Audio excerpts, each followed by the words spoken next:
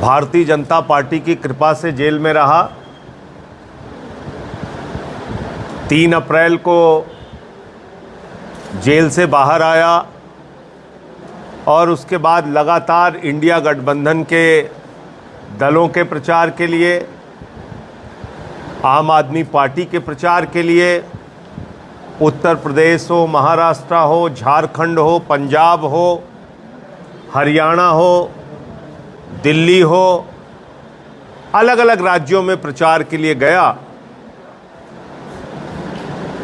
और exit poll के नतीजे कुछ भी कह रहे थे, मेरा ये दृढ़ विश्वास था कि जनता इस बार 400 पार नहीं, तड़ी पार करने जा रही है।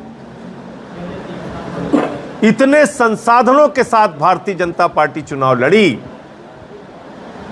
पूरा धनबल का संसाधन उनके साथ, इलेक्टोरल बॉन्ड में सारी चीजें खुल के आई। पूरा मीडिया तंत्र का संसाधन उनके साथ, चुनाव आयोग उनके साथ, प्रशासन उनके साथ, CBI, ED, income tax department उनके साथ। तो इतने तंत्र का इस्तेमाल करके भारतीय जनता पार्टी चुनाव लड़ रही थी और 240 सीटों पर सिमट गई। यानी कि जो प्रधानमंत्री जी का 400 पार का दावा था, उससे 160 सीट कम आई और 2019 की तुलना में 303 से 63 सीटें इस बार कम आई। और सबसे ज्यादा मैं धन्यवाद देना चाहता हूं पूरे अपने उत्तर भारत के लोगों को। ठीक है, मध्य प्रदेश और छत्तीसगढ़ में, दिल्ली में अपेक्षा अनुसार परिणाम नहीं आए, लेकिन उत्तर प्रदेश ने गुंडागर्दी का उत्तर दिया, भ्रष्टाचार के खिलाफ उत्तर दिया, महंगाई के खिलाफ उत्तर दिया, बेरोजगारी के खिलाफ उत्तर दिया, अग्निवीर के खिलाफ उत्तर दिया, पेपर लीक के खिलाफ उत्तर दिया, बुलडोजर नीति के खिलाफ उत्तर दिया, पिछड़ा, दलित, अल्पसंख्यकों के साथ भेदभाव का उत्तर दिया। यह उत्तर प्रदेश के लोगों ने जो बड़ा उत्तर दिया, खासतौर से अयोध्या वासियों ने जो उत्तर दिया, यह भारतीय जनता पार्टी के लिए बहुत बड़ा सबक है। और अगर अभी भी वो नहीं सीख पा रहे हैं तो भगवान ही उनको सद्बुद्धि दे सकता है। मुझे बहुत अफसोस के साथ ये बात कहनी पड़ रही है कि पहले मुसलमानों को गाली दिया, फिर सिखों को गाली दिया, फिर ईसाइयों को गाली दिया, फिर बौद्धों को गाली दिया, फिर जाटों को गाली दिया, फिर मराठों को गाली दिया, फिर किसानों को गाली दिया, फिर पहलवानों को गाली दिया, और अब अयोध्या वासियों को और हिंदुओं को मां बहन की गालियां दी जा रही हैं। ये शर्मनाक काम कर रहे हैं भारतीय जनता पार्टी के लोग। ये आरएसएस का संस्कार है, ये बीजेपी का संस्कार है। अयोध्या में दलित समाज से आने वाले अवधेश प्रसाद पासी चुनाव कैसे जीत गए, आप बर्दाश्त ही नहीं कर पा रहे। आप गालियां दे रहे हैं अयोध्या के लोगों को, मां बहन की गालियां, हिंदुओं को मां बहन की गालियां। इनके यहां से प्रसाद मत खरीदो, इनका बहिष्कार करो। अरे प्रभु श्री राम ने आपको शिक्षा दी है, प्रधानमंत्री जी सीखिए। और शिक्षा क्यों दी? क्योंकि आपके मन में अहंकार हो गया था कि आप भगवान से भी बड़े हैं। बीजेपी वाले गाना गा रहे थे, जो राम को लाए हैं हम उनको लाएंगे। प्रभु श्री राम को ला सकते हैं बीजेपी वाले? भगवान श्री राम सृष्टि के रचयिता हैं, हमारे आराध्य देवता हैं। भगवान श्री राम को कोई भाजपाई नहीं ला सकता, कोई मोदी नहीं ला सकता। भगवान हम सबको लेके आए। कल को बेटा अपने बाप से कहने लगेगा, बापू बापू हम तुमको लेके आए। बापू कहेंगे, बेटवा हम लाए, कहें नहीं नहीं तुमको हम लेके आए। इतना अहंकार। आप कह रहे हैं भगवान जगन्नाथ मोदी जी के भक्त हैं। आपने अयोध्या के अंदर नवीनीकरण, विकास के नाम पे वहां के लोगों के सैकड़ों साल पुराने घर ध्वस्त कर दिए। पुरातन मंदिरों का आपने ध्वस्त कर दिया। यह कौन सा विकास है आपका? गरीब का घर उजाड़ के, मंदिरों को तोड़ के। आपके मन में इतना भेद, इतनी दुर्भावना। अखिलेश यादव जी उत्तर प्रदेश के 5 साल मुख्यमंत्री रहे, अपना आवास खाली किया तो गंगा जल से धुलवा रहे हैं आप।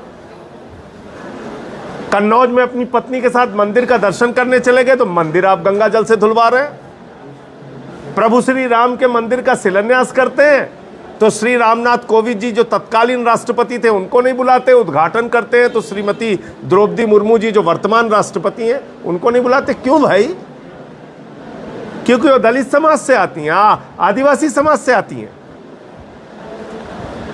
तो भारतीय जनता पार्टी के लोगों के मन में दलितों, पिछड़ों, आदिवासियों और अल्पसंख्यकों के प्रति एक दुर्भावना है और नफरत है। 2024 का परिणाम भारत की जनता ने चिल्ला चिल्ला के मोदी जी के कान में कहा है, ना हम पाकिस्तान हैं, ना हम तालिबान हैं, हम हिंदुस्तान हैं और हम मिलके रहना चाहते हैं। विविधता में एकता, भारत की विशेषता, ये हमारा संदेश है। हम वसुदेव कुटुंबकम को मानने वाले हिंदू धर्म हैं। हम कहते हैं धर्म की जय हो, अधर्म का नाश हो, प्राणियों में सद्भावना हो, विश्व का कल्याण हो। हम उस हिंदू धर्म को मानते हैं। आज आपने हमारे मुखिया अरविंद केजरीवाल जी को जेल में डाल दिया, मनीष सिसोदिया जी को जेल में डाल दिया, सत्येंद्र जैन जी को जेल में डाल दिया, मुझे 6 महीने जेल में रखा, हेमंत सोरेन जी को जेल में रखा है, संजय रावत को जेल में डाला, अनिल देशमुख को जेल में डाला।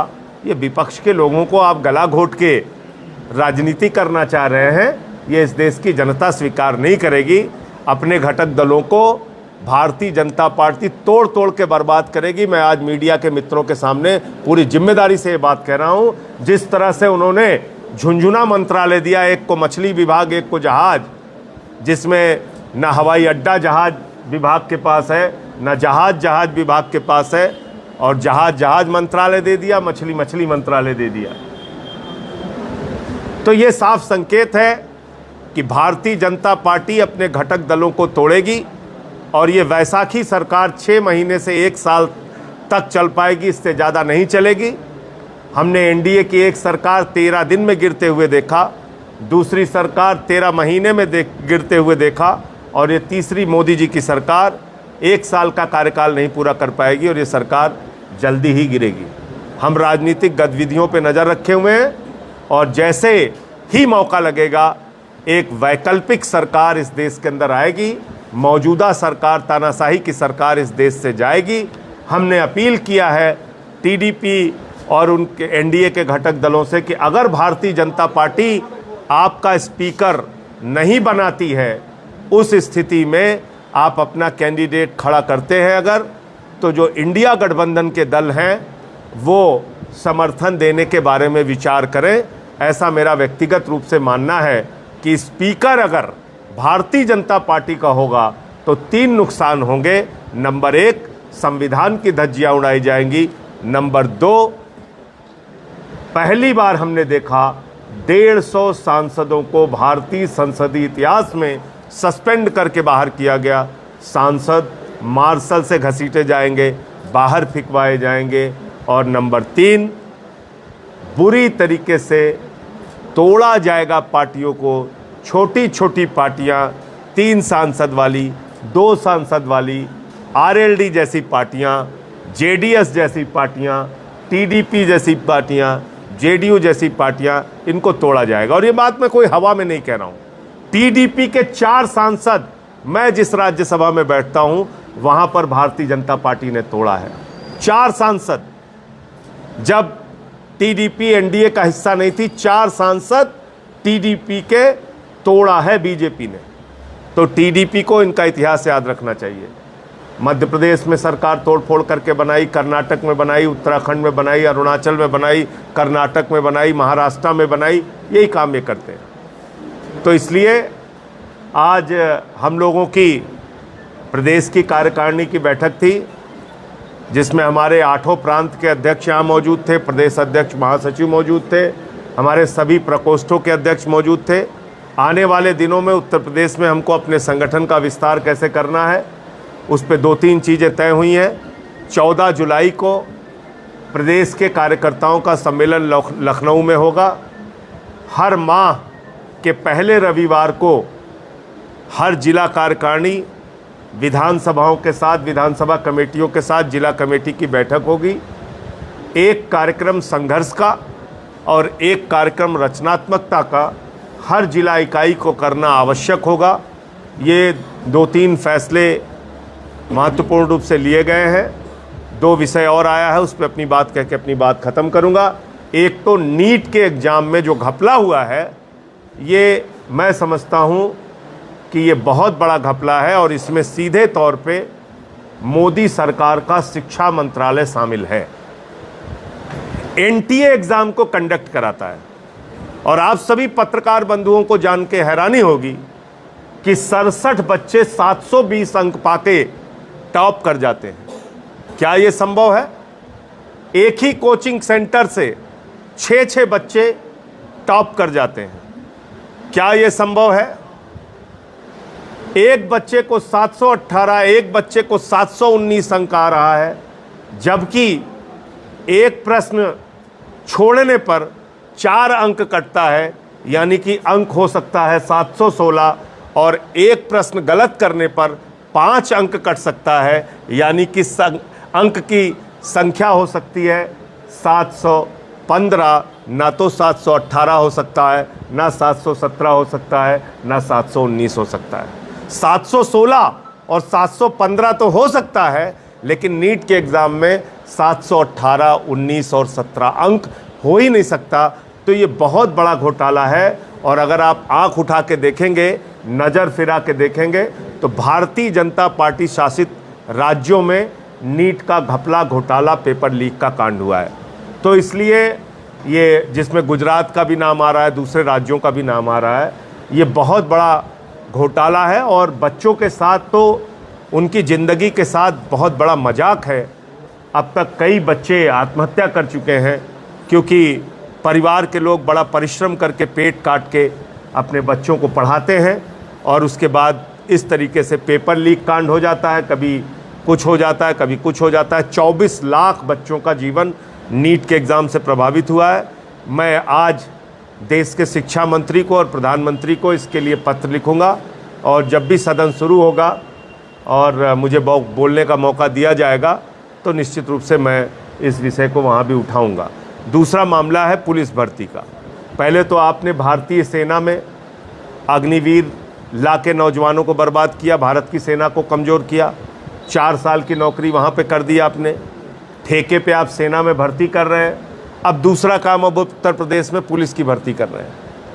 अभी लोगों से सुझाव और प्रस्ताव मांगे गए हैं कि हम आउटसोर्सिंग करेंगे पुलिस में। अब उसकी जिम्मेदारी क्या जनता के प्रति होगी? क्या उसकी जिम्मेदारी सरकार के प्रति होगी? आप अगर ठेके पे पुलिस भर्ती करेंगे यूपी में, कानून व्यवस्था की तो धज्जियां उड़ाई जाएंगी। तो इसलिए मैं उत्तर प्रदेश की बीजेपी की सरकार से चाहूँगा, योगी आदित्यनाथ जी से चाहूँगा कि अपने फैसले पर पुनर्विचार कीजिए। एक तो पेपर लीक कांड हुआ, उसमें अभी तक आप न्याय नहीं दे पाए। पुलिस भर्ती में 60 लाख बच्चों की ज़िंदगी बर्बाद हुई और अब आप ठेके पे पुलिस ला रहे हैं। तो इसका आम आदमी पार्टी विरोध करती है और अगर ये योजना लाई गई तो हम लोग पूरे उत्तर प्रदेश में इसके खिलाफ आंदोलन करेंगे। मुझे मोटे मोटे तौर पे इतनी बात कहनी थी। आपका जो भी प्रश्न हो आप पूछ सकते हैं। जो आप सभाएं कर रहे हैं, क्या विधानसभा चुनाव की तैयारी तो बोल दो। कहाँ? ये जो आप आज सभा कर रहे हैं, ये हम अपना संगठन के लिए तैयारी कर रहे हैं। संगठन विस्तार 2027 की तैयारी है संगठन की, या मिड टर्म पोल के लिए, जैसा कि आपने कहा सरकार 1 साल में गिर जाएगी? देखिए, ऐसा है कि मिड टर्म पोल तो नहीं होगा। सरकार गिरेगी तो सरकार वैकल्पिक बनेगी, ये मैं आपको कह सकता हूँ। अगर एनडीए की सरकार जाएगी तो इंडिया गठबंधन की सरकार आएगी देश के अंदर। सर, महाराष्ट्र में क्या हो रहा है? जो अटकलें लगाई जा रही हैं कि इंडिया गठबंधन के साथ बहुत संपर्क में शिंदे गुट का जो नेता है, क्या लग रहा है महाराष्ट्र में पलटने जा रही है सरकार? वहाँ शिंदे गुट और अजीत पवार गुट तो खत्म हो गया। जो कुछ थोड़ा बहुत बचा था उसको मोदी जी ने ख़त्म कर दिया। अजीत पवार को कहा तुमको एक भी मंत्रालय नहीं देंगे, और दूसरा शिंदे को कहा कि एक राज्य मंत्री तुमको देंगे। तो अभी तो उनके यहाँ खुद ही लड़ाई चल रही है। दूसरी बात, जीतन राम मांझी को आपने कैबिनेट मंत्री बना दिया। जीतन राम मांझी कौन व्यक्ति हैं? जीतन राम मांझी जी ने 3 बातें कही हैं। एक तो उन्होंने कहा भगवान श्री राम काल्पनिक है, दूसरा उन्होंने कहा रामचरितमानस काल्पनिक है, तीसरा उन्होंने कहा कि रावण जो था वो भगवान श्री राम से श्रेष्ठ था। अब मैं भाजपाइयों से पूछना चाहता हूं, ऐसे आदमी को मोदी जी ने क्यों मंत्री बना दिया? सारे भाजपाई अब ये मान रहे हैं कि रावण जो है वो भगवान श्री राम से श्रेष्ठ था। तो ये इनका दोहरा चरित्र है। कभी अयोध्या वालों को गाली देंगे, कभी हिंदुओं को गाली देंगे, कभी रावण को श्रेष्ठ मानने वाले को मंत्री बना रहे हैं। तो अभी जो आप महाराष्ट्र की बात कह रहे हैं, मुझे लगता है वहाँ की जनता ने ही उनको समाप्त कर दिया राजनीतिक रूप से, शिंदे गुट को और अजीत पवार गुट को। हरियाणा सरकार ने कहा है कि हम आम आदमी पार्टी और कांग्रेस जो है समझौता नहीं करेंगे। तो जो चुनाव, हरियाणा सरकार तो भैया बीजेपी की है। कांग्रेस के नेता ने कहा कि हम और आप विधानसभा में, अब विधानसभा में नहीं होगा। किस नेता ने कहा है? मुझे उसके बारे में जानकारी नहीं। दिल्ली में आपने घोषणा करी, गोपाल राय जी ने कहा, दिल्ली में गोपाल राय जी ने कहा कि विधानसभा चुनाव में आम आदमी पार्टी कांग्रेस साथ नहीं है। तो प्रश्न ये है कि क्या उत्तर प्रदेश में भी गठबंधन आपका अलग अलग हो गया है? देखिए, देवेंद्र यादव जी जो कांग्रेस के प्रदेश अध्यक्ष हैं, पहला बयान उनका आया, उसके बाद गोपाल राय जी का बयान आया। आम आदमी पार्टी की ओर से मेरा आधिकारिक बयान ये है कि हमारे मुखिया अरविंद केजरीवाल जी अभी जेल में हैं। जब वो जेल से बाहर आएंगे तो गठबंधन के बारे में फैसला लेंगे। अभी आप लोग गठबंधन में जो दिल्ली में परिणाम आए इसको लेके पार्टी ने क्या समझा? नहीं, निश्चित रूप से हम इसकी समीक्षा करेंगे और जहां हमारी कमियां रह गई हैं उसको ठीक करने का काम करेंगे। पिछले 3 चुनाव से एक ट्रेंड देखने को मिल रहा है, जिसमें इस बार काफ़ी हद तक कमी आई कि एक तरफा वोट हमें विधानसभा में मिलता है, एक तरफा वोट बीजेपी को लोकसभा के चुनाव में मिलता है। लेकिन जो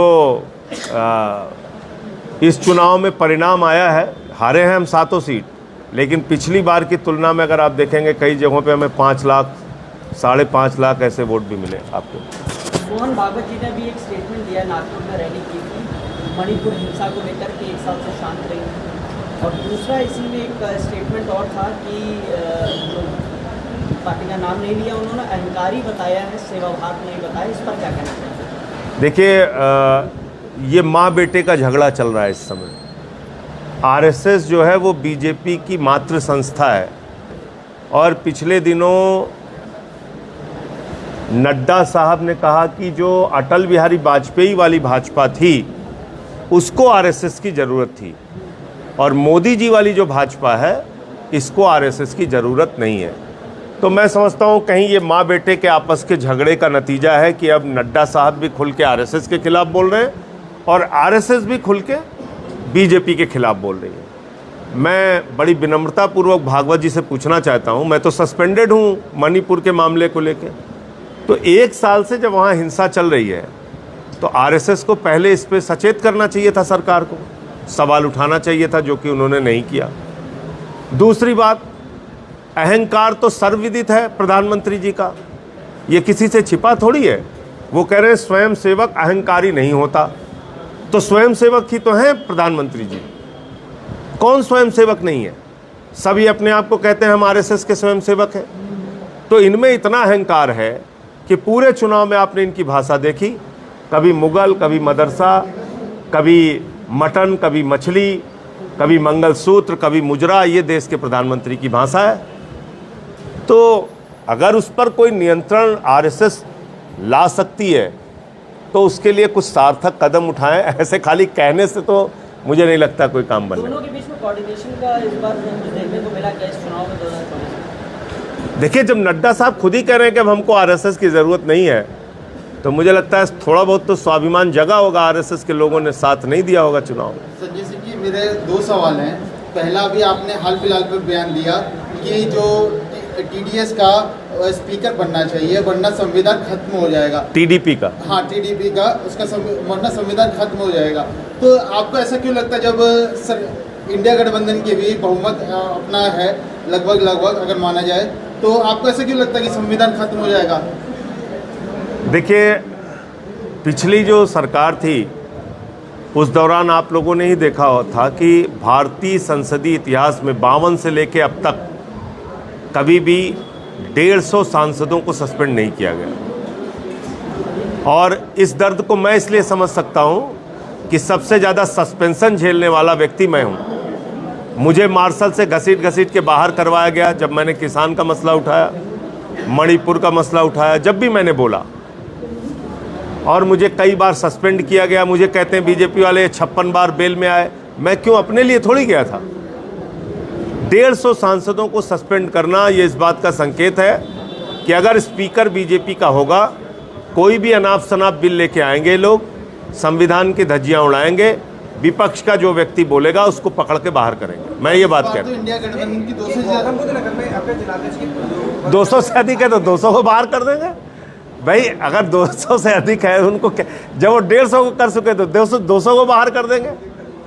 जिलाध्यक्ष का पद आपका कैंडिडेट से खा लिया, क्या संगठन के बदलाव के लिए वो एक दुर्भाग्यपूर्ण बात हुई। पिछले दिनों हमारे जो जिलाध्यक्ष जी थे उनका निधन हो गया बीमारी के कारण, तो हम लोग जल्दी ही यहाँ के भी जिलाध्यक्ष और बांदा के जिलाध्यक्ष, 2 हमारे जिलाध्यक्ष की मृत्यु हुई। तो संजय जी, क्योंकि दिल्ली में जल संकट बहुत ज़्यादा चल रहा है, तस्वीरें ऐसी आ रही है कि कहीं ना कहीं देश बदनाम हो रहा है अंतर्राष्ट्रीय स्तर पे। आरोप लग रहे हैं कि फेलियर है आम आदमी पार्टी का, बीजेपी का आरोप लग रहा है, इस पर क्या कहेंगे? देखिए, इस पे हमारे माननीय सांसदों को भी सवाल उठाना चाहिए जो अभी जीते हैं। चलो ठीक है, आपकी हमसे राजनीतिक लड़ाई है, लड़िए, लेकिन दिल्ली की जनता से तो आपकी कोई लड़ाई नहीं है। जो पानी हरियाणा से, जहां भाजपा शासित राज्य है, हरियाणा से जो पानी बीजेपी सरकार से हमें मिलना चाहिए नहीं मिल रहा है, और वो ऑन रिकॉर्ड चीज़ है, कोई झूठी बात नहीं है। तो उस पानी को दिलाने में बीजेपी के सांसदों को हमारी मदद करनी चाहिए। राजनीति को एक तरफ रखते हैं, पानी पिलाने से तो ज़्यादा पुण्य का काम कोई नहीं हो सकता। हिमाचल पानी छोड़ रहा है, हरियाणा पानी नहीं छोड़ रहा है, तो ये कष्ट है, ये पीड़ा है जिसकी वजह से आज पानी की समस्या। हाँ, बात कर रहे हैं और हम लोग कोर्ट में भी गए हैं।